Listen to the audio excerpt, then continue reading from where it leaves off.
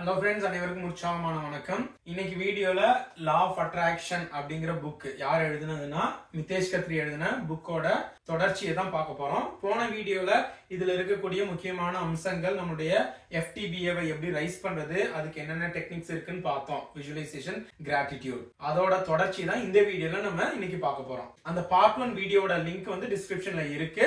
Suppose நீங்க பார்க்கல அப்படின்னா ஃப்ரீ டைம்ல அதையும் பார்த்து பிராக்டிஸ் பண்ணி பாருங்க. இந்த வீடியோல ஃபர்ஸ்ட் வந்து லா ஆஃப் அட்ராக்ஷன்ல நம்ம பண்ணக்கூடிய மிஸ்டேக்ஸ் எல்லாம் என்னென்னு பார்க்கலாம். ஃபர்ஸ்ட் மிஸ்டேக் என்ன அப்படின்னா, நம்ம முக்காவாசி நேரம் நமக்கு என்ன வேணுங்கிறதுல ஃபோக்கஸ் பண்ணாம என்ன வேணாங்கிறதுலயே ஃபோக்கஸ் பண்ணிட்டு இருக்கோம் அப்படின்னு மிதேஷ் சொல்றாரு. உதாரணத்துக்கு காலையில நீங்க லேட்டா எந்திரிச்சிட்டீங்க, ரெடி ஆகும் போது ஐயோ இன்னைக்கு லேட் ஆயிருமோ, டிராபிக்ல மாட்டிக்குமோ அப்படின்னு வேண்டாத விஷயங்களை கவனத்தை செலுத்தாம ஓகே எப்படி இருந்தாலும் இன்னைக்கு கரெக்ட் டைமுக்கு ஆபீஸ் போயிடுவோம் அப்படின்னு உங்களுக்கு வேணுங்கிற விஷயத்துல கவனம் செலுத்துங்க. இதே மாதிரிதான் உங்களுடைய உடல்ல இருக்கக்கூடிய வியாதிகளை ஃபோக்கஸ் பண்ணாம உங்களுக்கு என்ன ஆரோக்கியம் வேணும் அதுலயும், உங்க உறவுகளை இருக்கக்கூடிய நெகட்டிவான விஷயங்களை ஃபோக்கஸ் பண்ணாம எது வேணுங்கிறதுலயும் உங்களுடைய கவனத்தை செலுத்துங்க.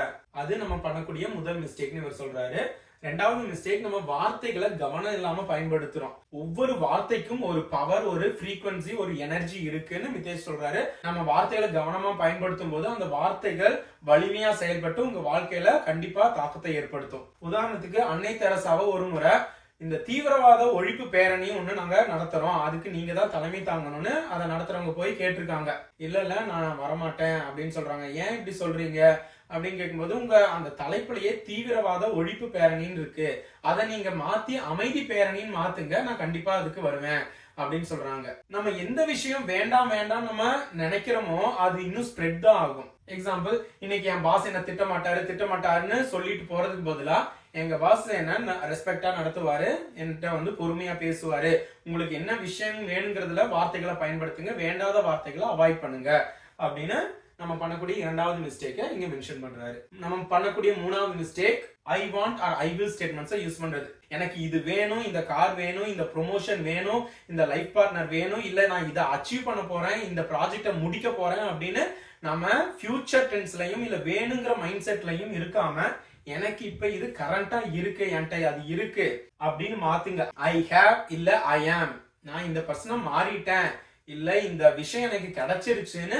மாத்துங்க. அந்த மாற்றம் உங்க வாழ்க்கையில நீங்க ஆசைப்படுற விஷயத்த அட்ராக்ட் பண்ண ஹெல்ப் பண்ணும். அடுத்தது நாலாவது ஒரு முக்கியமான மிஸ்டேக், அது என்னன்னு பார்க்கலாம். லா ஆஃப் அட்ராக்ஷன்ல நம்ம பண்ணக்கூடிய முக்கியமான மிஸ்டேக் வந்து நெகட்டிவா நம்ம மைண்ட ப்ரோக்ராம் பண்றது. காலையில எந்திரிச்சோன்னையே நியூஸ் பேப்பரை பாக்குறது, நியூஸ் பாக்குறது, நெகட்டிவான விஷயங்களை நம்ம மைண்டுக்கு இன்ஜெக்ட் பண்றது, சோசியல் மீடியால எடுத்து என்னென்ன நாட்டுல நடக்கூடிய எல்லா நெகட்டிவான விஷயங்களையும் படிச்சு அனலைஸ் பண்ணி அது எல்லாத்தையும் நம்ம மைண்டுக்கு ஏத்துறது. அப்புறம் காசிப்பிங், ஆபீஸ்ல போனாலும் சரி இல்ல பக்கத்து வீட்டுக்காரங்கள்ட்ட மத்தவங்களை பத்தி, மத்தவங்க இல்லாத சமயத்துல அவங்கள பத்தி தவறா பேசுறது. ஒரு சில சமயம் நீங்களே அதை விரும்பலனா கூட உங்க ஆபீஸ்ல மத்த 2 பேர் உங்க பக்கத்துல அதை காசிப்பிங் பண்ணாலும் அந்த சிச்சுவேஷனை அவாய்ட் பண்ணிருங்க. அப்புறம் எப்பயுமே சோகமான பாடல்களை பாக்குறது, ரொம்ப வயலண்டான மூவிஸ் பாக்குறது, இந்த மாதிரி நெகட்டிவான விஷயங்கள் மூலமா நம்ம நெகட்டிவா மைண்ட ப்ரோக்ராம் பண்ணும்போது அந்த யூனிவர்ஸ் அந்த நெகட்டிவான விஷயங்கள் தான் உங்க லைஃப்ல, இவன் இன்னும் இது மாதிரி தான் எக்ஸ்பீரியன்ஸ் கேட்கறான் போலன்னா அது மாதிரியான விஷயங்களே உங்க லைஃப்ல கொடுத்துட்டே இருக்கும். அதுக்கு பதிலா இதை அப்படியே நீங்க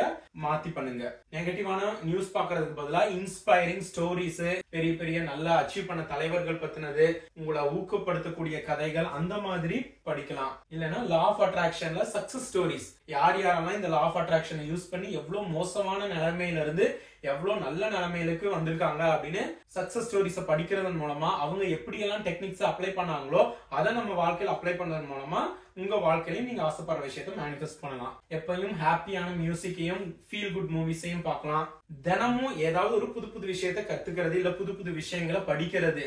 சோ இந்த மாதிரி நெகட்டிவான விஷயங்களை எல்லாம் கம்ப்ளீட்டா அவாய்ட் பண்ணிட்டு எப்பயும் பாசிட்டிவான விஷயங்கள்ல ஃபோக்கஸ் பண்ணுங்க, பாசிட்டிவான ஆக்ஷன்ஸ் எடுங்க, உங்க லைஃப் பாசிட்டிவா மாறும். இதெல்லாமே நம்ம பண்ணாம நம்ம இதெல்லாம் பண்ணிட்டு என் வாழ்க்கை இப்படியே இருக்கேன்னு புலம்பிட்டு இருக்கிறதுல ஒரு அர்த்தமும் இல்ல.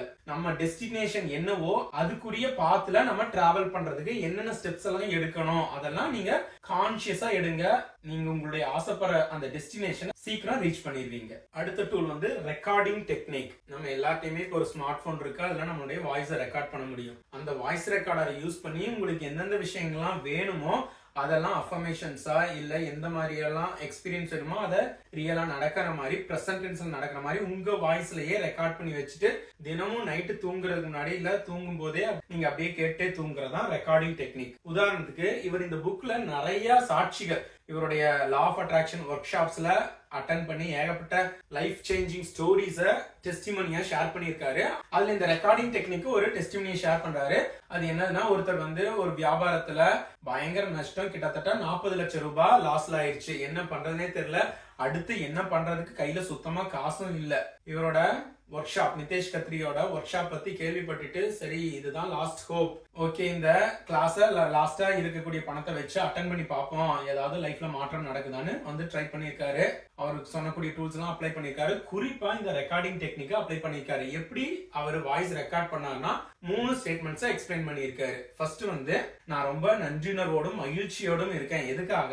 நான் இழந்து போன அந்த 40 லட்சம் ரூபாய ஒரே வருஷத்துல என்னோட பிசினஸ்ல இருந்து மீட் எடுத்துட்டேன் அப்படிங்கிறது ஃபர்ஸ்ட் ஸ்டேட்மெண்ட். ரெண்டாவது ஸ்டேட்மெண்ட், இந்த ஒரு வருஷமும் எனக்கு உதவின அந்த பேங்க் சப்போர்ட்டிவாவும் பொறுமையாவும் இருக்கு அந்த கடனை ரிட்டர்ன் பண்ற வரைக்கும், அதுக்காக நன்றி. மூணாவது ஸ்டேட்மெண்ட், என்னோட வியாபாரத்தை மீண்டும் வளர்ச்சி பாதையில கொண்டு வந்த பிரபஞ்சத்துக்கு, இறைவனுக்கு நன்றி.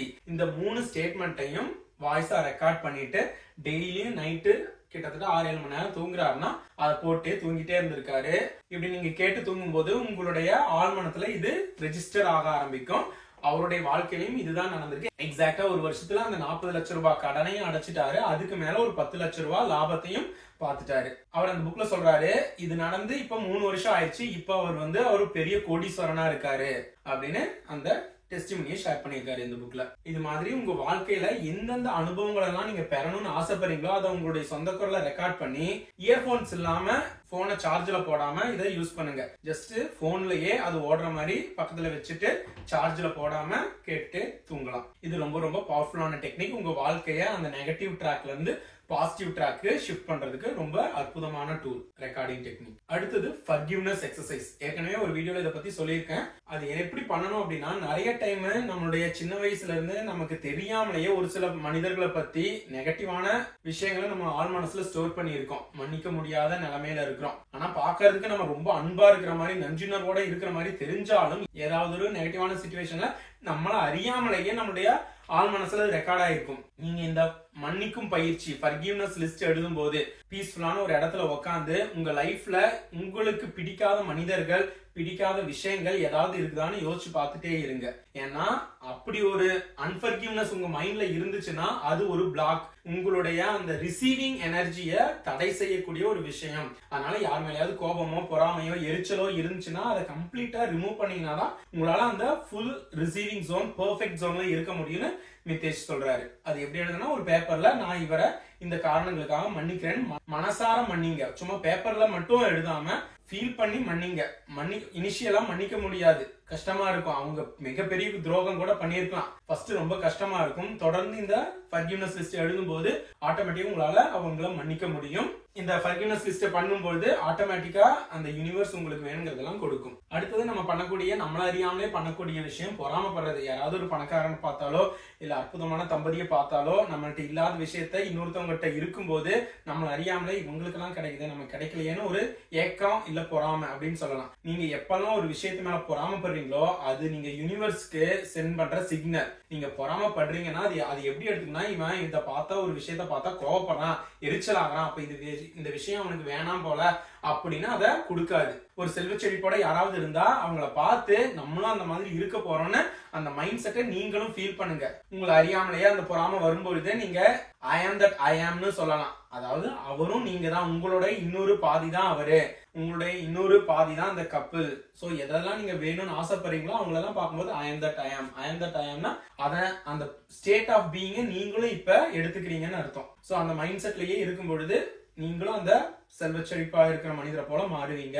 இல்ல உங்களுக்கு லைஃப் பார்ட்னர் வேணும்னா அந்த அற்புதமான தம்பதிகளை போல உங்க லைஃப்லயும் மிராக்கிள் நடக்கும். அடுத்து இருக்கக்கூடிய சின்ன சின்ன டூல்ஸ் எல்லாம் குயிக்கா பார்த்தலாம். கண்டினியூஸா உங்களுடைய கோல்ஸ் தினமும் எழுதுங்க. மிராக்கிள் மார்னிங்ல எழுதினாலும் சரி, இல்ல ஃப்ரீ டைம்ல எதெல்லாம் அடையணும்னு ஆசைப்படுறீங்களோ அதெல்லாம் தொடர்ந்து ஒரு நோட்ல எழுதிட்டே இருங்க. அப்படி எழுதும் போது உங்களுடைய மைண்ட்ல அதை நீங்க ப்ரோக்ராம் பண்ண முடியும். விஷன் போர்டு யூஸ் பண்ணலாம். விஷன் போர்டுன்னு சொல்லலாம், ட்ரீம் போர்டுன்னு சொல்லலாம். ஆனா இப்ப எல்லாம் என்ன சொல்றாங்கன்னா ஆக்ஷன் போர்டு. விஷன் போர்டு அப்படின்னா ஜஸ்ட் பார்த்துட்டு அதை அப்படியே விட்டுறது. ஆக்ஷன் போர்டுனா அதை அதை பார்க்கும்போது அதுக்குரிய ஆக்ஷன்ஸை நம்ம இன்டியூஸ் பண்றது. உதாரணத்துக்கு நீங்க ஸ்விம்மிங் கத்துக்கணும் அப்படின்னா நீங்க ஸ்விம்மிங் பத்தி 1000 வீடியோஸ் பார்க்கலாம், இல்ல ஸ்விம்மிங் பூல்ல பிராக்டிஸ் பண்றவங்கள பார்க்கலாம். நீங்க இறங்கி ஸ்விம் பண்ணா மட்டும்தான் உங்களால பெரிய ஸ்விம்மர் ஆக முடியும். இதே மாதிரிதான் ஒரு விஷயத்தை மேனிஃபெஸ்ட் பண்றதுக்கு ஏகப்பட்ட விஷயங்களை நீங்க அப்ளை பண்ணாலும் அதுல பிராக்டிக்கலா என்னென்ன பண்ண முடியும்னு இறங்கி செயல்படும் போதுதான் நீங்க அந்த மனிதரா மாற முடியும். ஐயோ நம்ம இறங்கி இதை பண்ணா ஃபெயிலியர் ஆயிருமோ, fear of rejection, fear of failure, அதாவது மத்தவங்க இந்த விஷயத்த பண்ணா மத்தவங்க என்ன நினைச்சிருவாங்களோ இல்ல தோத்து போயிருவோமோ அப்படின்னு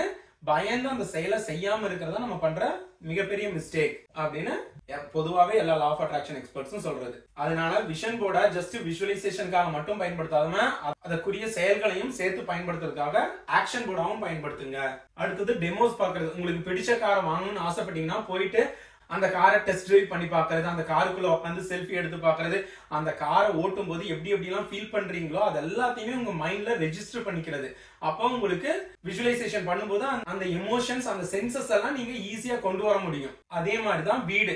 நீங்க பல ரியல்டர்ஸ்ட போயிட்டு வீடுகள்லாம் பார்த்து உங்களுக்கு எந்த மாதிரி வீடு பிடிச்சிருக்கோ அந்த வீடை ஃபுல்லா தரவா ஃபுல்லா ஒவ்வொரு ரூமா டீடைலா தொட்டு அதை அந்த வீட்டுல நீங்க குடியிருக்கிற மாதிரி உணர்ந்து எல்லா பக்கமும் எல்லா ரூம்ஸ்லயும் போட்டோஸ் எடுத்துக்கலாம். அந்த போட்டோஸை நீங்க அந்த விஷுவலைசேஷன் டைம்ல யூஸ் பண்ணி அந்த வீட்டுல இருக்கிற மாதிரி ஃபீல் பண்றதுக்கும் யூஸ் பண்ணலாம். அடுத்தது இந்த மாதிரி ஒரு செக் சீக்ரெட் டிவி வெப்சைட்ல இருக்கும். அந்த செக் டவுன்லோட் பண்ணி பிரிண்ட் போட்டுட்டு உங்களுக்கு எவ்வளவு அமௌண்ட் யூனிவர்சிட்டி இருந்து வேணும் அந்த அமௌண்ட்டுக்கு நீங்க என்னத்தை கொடுக்க விரும்புறீங்க, எந்த விஷயத்துல அந்த அமௌண்ட்டை பெற விரும்புறீங்கன்னு அதையும் எழுதுங்க. நிறைய பேர் லாட்ரி அப்படி இப்படின்னு சொல்லுவாங்க. நீங்க எப்ப ஒரு அடுத்த மனிதர்களுக்கு ஒரு வேல்யூ ஆட் பண்றீங்களோ அதுக்கு தான் நம்ம பணத்தை ரிசீவ் பண்றோம். பணம் எப்பயுமே ஒரு எக்ஸ்சேஞ்சுக்காக பயன்படுத்தக்கூடிய ஒரு எனர்ஜி. அதனால நான் இந்த விஷயத்த கொடுக்க போறேன், இதுக்கு எனக்கு பிரபஞ்சமே நீ எனக்கு இதை கொடுக்கணும், இவ்வளவு அமௌண்ட் கொடுக்கணும் அப்படின்னு என்ன பர்பஸ், அதுக்கு எவ்வளவு அமௌண்ட் வேணும்னு ஒரு செக்கை எழுதி வச்சுட்டு அதை எப்பயுமே பாக்கெட்ல வச்சுட்டு அப்பப்ப எடுத்து அந்த பணம் கிடைச்ச மாதிரி அந்த சர்வீஸ் ஆர் ப்ராடக்ட்டை நீங்க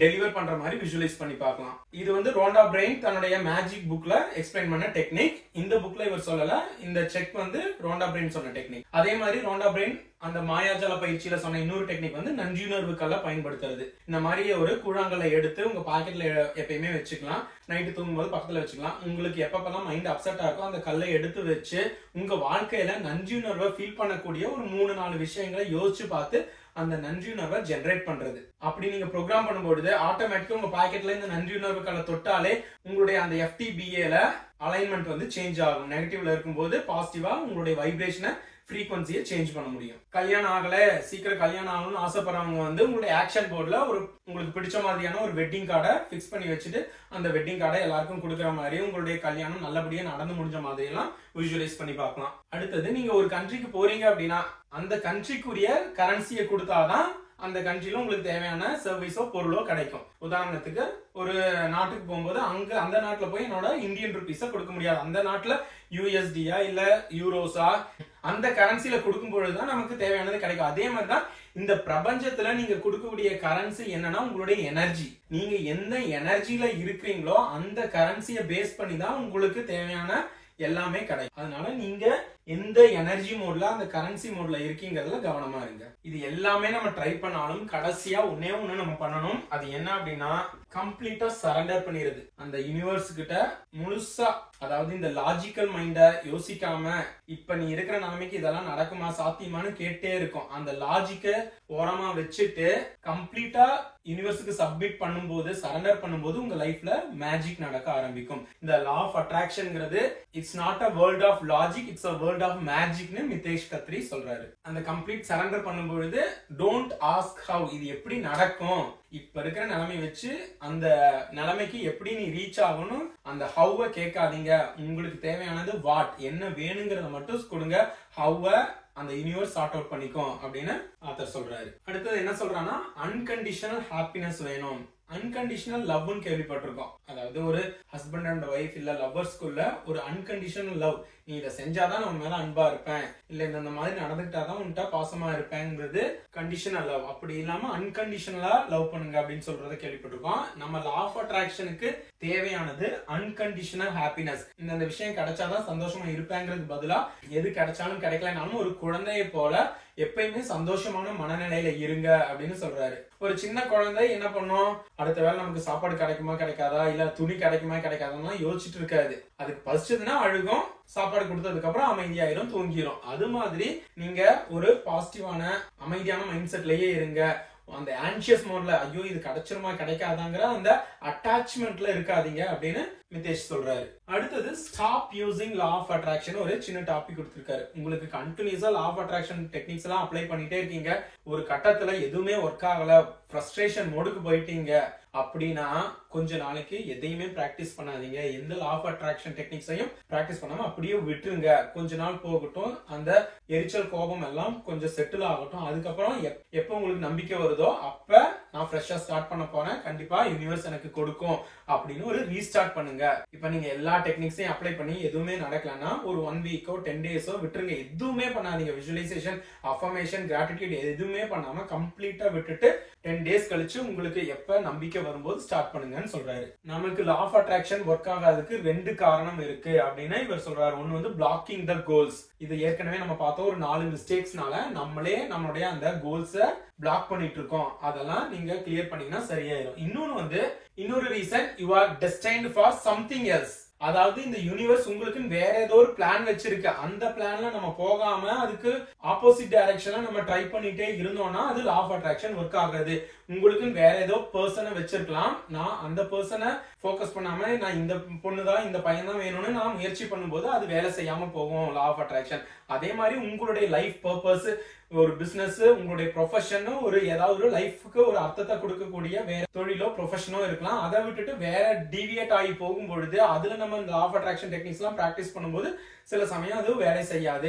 அதனால இது 2லயும் கவனமா இருங்கன்னு சொல்றாரு. இந்த பலூன் இருக்குன்னா இந்த பலூனை வெடிக்கிறதுக்கு பெரிய சுத்திலோ எதுவுமே தேவையில்லை, ஒரு சின்ன ஊசி போதும், போட்டா வெடிச்சிடும். அது மாதிரிதான் ஒரு பெரிய கப்பல் இருக்கு, இப்ப படகு இருக்குதுன்னா அவ்வளவு பெரிய படகு கவுக்கிறதுக்கு ஒரு சின்ன ஹோல் இருந்தா போதும். ஒரு ஹஸ்பண்ட் அண்ட் ஒய்ஃப அந்த ரிலேஷன்ஷிப்பை பிரேக் பண்றதுக்கு ஒரு சின்ன சந்தேகம் போதும். அதனால நீங்க எவ்வளவுதான் பாசிட்டிவா பில்ட் பண்ணாலும் ஏதோ ஒரு சின்ன சின்ன விஷயங்களால மொத்தமே உடஞ்சு போறதுக்கு வாய்ப்புகள் அதிகம். அதனால கவனமா சின்ன சின்ன விஷயம் தானே கேர்லெஸ்ஸா விட்டுறாதீங்க, அதுலயும் கவனமா இருங்க.